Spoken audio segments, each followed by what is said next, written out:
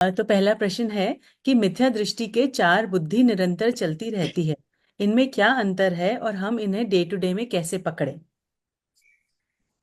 देखिए, सबसे महत्वपूर्ण प्रश्न है और आधारभूत प्रश्न है हमारे जीवन का कि चार प्रकार की बुद्धि। हम ऐसे बात कर रहे हैं कि मिथ्या दृष्टि की चलती रहती है, पर वैसे अगर देखा जाए तो किसके चल रही है?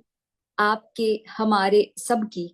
तो जब भी हम इस प्रश्न का उत्तर लेंगे तो इसी आधार से समझना है कि हम हमारी बात कर रहे हैं। सबसे पहले तो किसी अन्य की बात कर ही नहीं रहे हैं।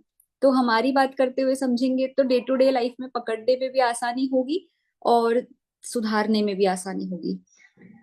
चार प्रकार की बुद्धियां आप सभी स्वाध्यायी हैं, जानते ही हैं। एकत्व, ममत्व, कर्तृत्व और भोक्तृत्व। इनकी चर्चा हमें करनी है। ये शब्द अगर हम देखें तो बहुत भारी लगते हैं। ऐसा लगता है कि एकत्व ममत्व क्या, किसकी बात हो रही है?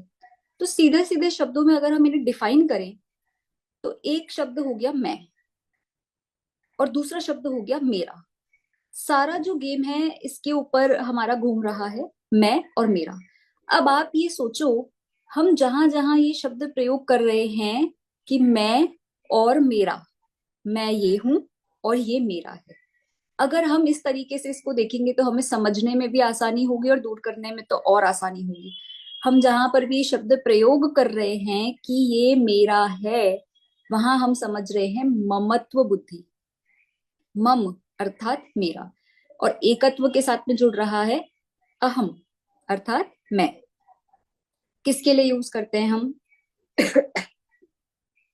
आप लोग उदाहरण से खुद ही समझ जाएंगे। अब बताइए आप लोग कुछ, किसके लिए प्रयोग करते हैं? मैं किसके लिए प्रयोग करते हैं? शरीर। पर्याय जो अपनी प्रेजेंट है उसके लिए। ठीक है, सबसे पहले तो अपने शरीर के लिए कि ये मैं हूं। अपनी आइडेंटिटी बताने के लिए कि ये मैं हूं। इस तरीके से हम प्रयोग करते हैं।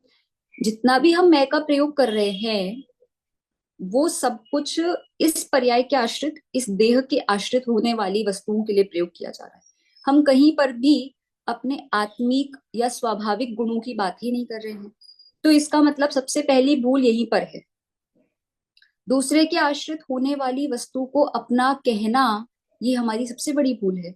अब हम इसमें ममत्व के, इसमें समझ लो जब हम बात करते हैं तो वो भिन्न क्षेत्रवर्ती होता है। भिन्न क्षेत्रवर्ती मतलब कि किसी अन्य क्षेत्र से संबंधित। कैसे? कि मेरा है अर्थात किसी अन्य द्रव्य में, अन्य वस्तु में, कि ये कॉपी मेरी है, पेन मेरा है, ये घर मेरा है, ये परिवार मेरा है। इसका मतलब हम भिन्न क्षेत्रवर्ती को अपना कहने का प्रयास कर रहे हैं।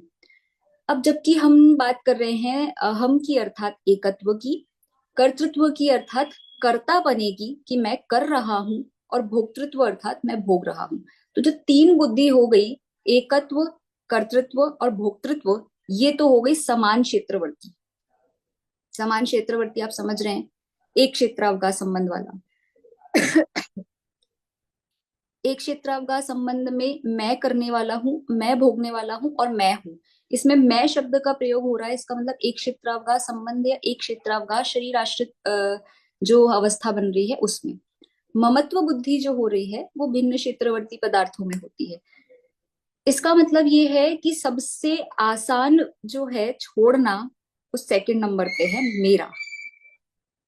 क्यों? इसलिए क्योंकि हम सबसे पहले दूसरे जो क्षेत्र की चीजें हैं उसको आराम से छोड़ सकते हैं। तो सबसे पहले तो हम डे टू डे लाइफ में इसको पकड़ना शुरू करें कि ये मेरा है, मैं कह रहा हूं ये मेरा है, ये मेरा है, ये मेरा है। ये अधिपत्य जो हम स्थापित कर रहे हैं, इसको हमें त्यागना होगा। जब हम इसको त्यागेंगे तो अपने आप बाकी की तीन बुद्धियां जो है निकलती भी जाएगी, कम भी होती जाएगी। देखो, जब हम ममत्व पना छोड़ते हैं अपने आप ही उसके साथ में रिलेटेड जो है कर्तृत्व पना, मुझे करने का भार है। हम टेंशन लेते हैं, हम बहुत एंजाइटी में आ जाते हैं, हम बहुत डिप्रेशन में आ जाते हैं। मैं नहीं कर पा रहा हूं, मुझसे नहीं हो पा रहा है, मैं नहीं कर सकता। या फिर एक पॉजिटिविटी के साथ, मैं कर सकता हूं, मैं ही करूंगा। ये जो हमारी शैली है, ये सबसे बड़ा हमारा दोष का कारण बनती है। हमने कर्तृत्व का भार ले रखा है। आप कर सकते नहीं हो, आप कभी कर नहीं पाओगे। क्यों नहीं कर पाओगे? क्योंकि अन्य क्षेत्र में होने वाली समस्त वस्तुओं के कर्ता आप नहीं हो, आप भोक्ता भी नहीं हो। ऐसे ही भोक्ता में लगाना है, सेम टू सेम। जब हम भोगने की बात कर रहे हैं तो आपने बता दिया जब वो भिन्न क्षेत्रवर्ती है तो आप उसको भोग कैसे सकोगे? नहीं भोग सकोगे। बनारसी दास जी छंद लेते हैं उसमें, नाटक समय सार में, करे कर्म सो ही करतारा, जो जाने सो जानन हारा, जाने सो करता नहीं होई, और करता सो जाने नहीं सो। अगर आप अपने आप को कर्ता मान रहे हो, इसका मतलब आप जान नहीं रहे हो। किसको नहीं जान रहे हो? अपने स्वभाव को भी नहीं जान रहे हो, अपने ज्ञान गुण को भी नहीं जान रहे हो, या एक शब्द में बहुत सरलता से कहें तो आप अपने आप को नहीं जान रहे हो। आपको अपने बारे में नहीं पता। और अगर आप अपने बारे में जरा सा भी जानते हैं तो आप कर्ता नहीं होंगे, जाने सो कर्ता नहीं हुई। इसका मतलब ये है कि आप स्वयं को कर्ता नहीं मानेंगे यदि आप थोड़ा सा भी अपने आप को जान पाएंगे। क्यों जानने की बात हो रही है? क्योंकि जानना देखना हमारा स्वभाव है। उसमें आप लोगों ने देखा होगा द्रव्य संग्रह में जो स्टार्टिंग की गाथा आती है जिसमें बात है कि कर्ता भोक्ता ये शब्द प्रयोग किए हुए हैं। तो उसमें ज्ञानी के लिए बात कही है कि ज्ञानी जो है वो नयों की दृष्टि से विभाजित करते हुए जानता है। क्या क्या जानता है?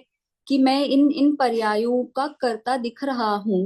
जैसे व्यवहार नय से, बहुत व्यवहार नय से, अशुद्ध नय से अगर हम बात करें, मनुष्य गति है, क्रियाकलाप है, या तिर्यंज गति है, नरक आदि पर्याय हैं, गतियां हैं, उनमें हम कर्ता दिख रहे हैं। दिखना मात्र है, उसको मात्र हमें जानना है।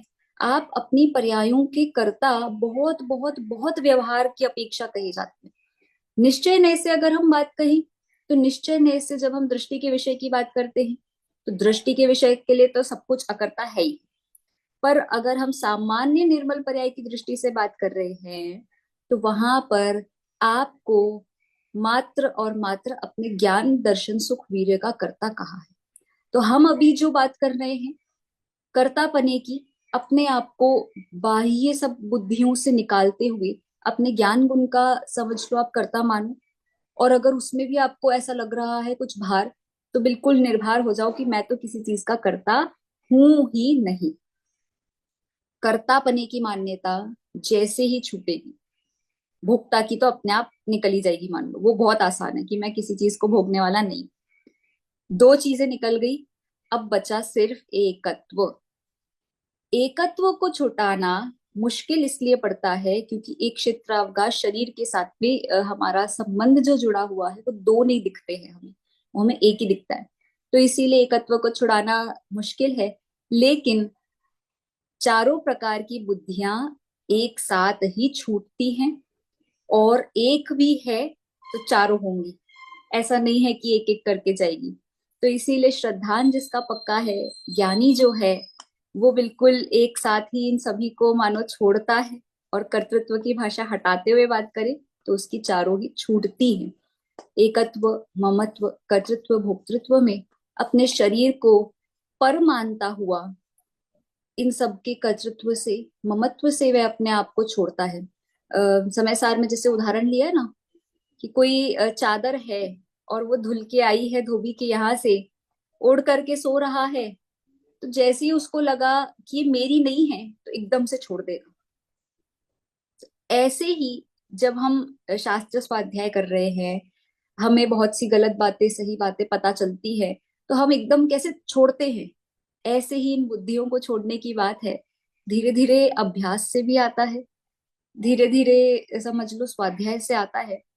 और अगर हम व्यवहार की शैली में ही बात कर रहे हैं तो व्यवहार की शैली में कहा जाए तो आपको थोड़ा थोड़ा इसको घोट घोट के लाना पड़ेगा, हैमरिंग कर करके लाना पड़ेगा। बार बार स्वयं को कह कह करके कि मैं एकत्व, ममत्व, कर्तृत्व, भोक्तृत्व बुद्धि नहीं करना चाहता, तो ये मुझे मेरा है, मेरा है, मेरा है। मैंने अपने बालक को बड़ा किया, मैंने आज खाना बना दिया। हम बहुत बार ऐसा मिथ्या मान्यता से ना खुश हो जाते हैं, आपको कोई कॉम्प्लीमेंट करे कि आपने बहुत अच्छा भोजन बनाया है, आपने बनाया है, अच्छा बनाया है, तो कल बिल्कुल सेम टू सेम बना करके दिखाइए। बना सकते हैं क्या? नहीं बना सकते। बिल्कुल सेम टू सेम बनाना है। अच्छा तो आप बना देंगे क्योंकि आपको प्रैक्टिस हो चुकी है बनाने की, लेकिन सेम टू सेम नहीं बन सकता। अपने बालक को कितने वर्षों में बड़ा कर सकते हैं कि जितने वर्षों में उसको होना होगा वो उतने वर्षों में हो जाएगा। तो इसका मतलब साक्षात ये तो दिखने वाली चीजें हैं, हम डे टू डे लाइफ में बहुत आसानी से पकड़ सकते हैं, पकड़ में आ जाती है पर स्वीकारते नहीं है। अंतर यहाँ है। तो स्वीकारना शुरू करें अपने इन सेंटेंसेस में जो कर्तृत्व का हम पुट लगाते हैं उसको बाहर निकालना शुरू करें, तो अपने आप इम्प्लीमेंटेशन आएगा और फिर हम धीरे धीरे इन बुद्धियों को छोड़ भी पाएंगे।